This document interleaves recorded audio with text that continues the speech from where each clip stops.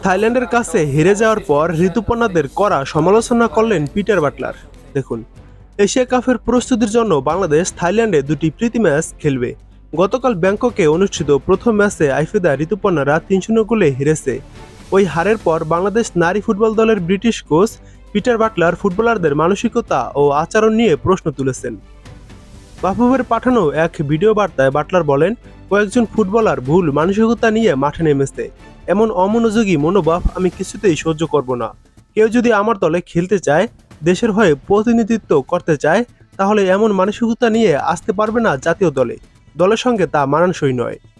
Butler গতকাল ম্যাচের মধ্যে বিরতির সময় তহুরা ও মুনকির পরিবর্তে সাগরিকা ও রিপাকে নামান।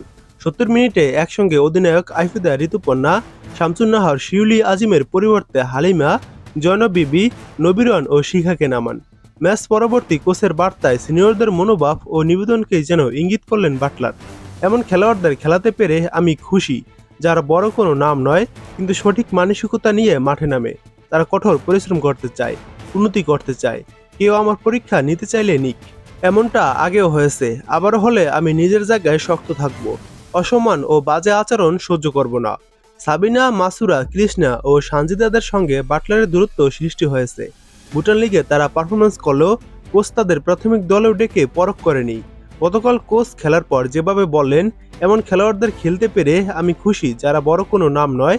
শিক্ষা নবীনদের নিয়ে তিনি যাদের পরিবর্তে খেলিয়েছেন তারা আইফেদা ঋতুপর্ণা, শামসুন্নাহার ও শিউলি আজিম। ফলে কোচের মন্তব্যের মধ্যেই সিনিয়র ও তারকা খেলোয়াড়দের প্রতি নেতিবাচক মনোভাব স্পষ্ট। ম্যাচটি ক্লোজ ডোর ও লাইভ সম্প্রচার না হওয়ায় খেলোয়াড়দের পারফরমেন্স ও আচরণের বিষয়ে কোচের বক্তব্যই ভরসা আপাতত। বাংলাদেশ প্রথমবারের মতো এশিয়া কাপে খেলবে। ১২ দলের এশিয়া কাপের মধ্যে শীর্ষ ৮-এর মধ্যে থাকতে পারলে ২০২৭ সালে ব্রাজিলে বিশ্বকাপ খেলার সুযোগ রয়েছে। এমন অবস্থায় মাহবুবে যখন দলের প্রস্তুতি নিয়ে পরিকল্পনায় ব্যস্ত, তখন কোচের এমন মন্তব্য আবার সংকটের ইঙ্গিত দিচ্ছে। থাইল্যান্ড যাওয়ার আগে কোচ বাটলার ২ ম্যাচই জিততে চেয়েছেন। বাংলাদেশ দলের অন্যতম গুরুত্বপূর্ণ খেলোয়াড় স্বপ্না রানীকে তিনি খেলাননি। সিনিয়র ও অভিজ্ঞ ফুটবলার উঠিয়ে জুনিয়র ফুটবলার তিনিই নামিয়েছেন।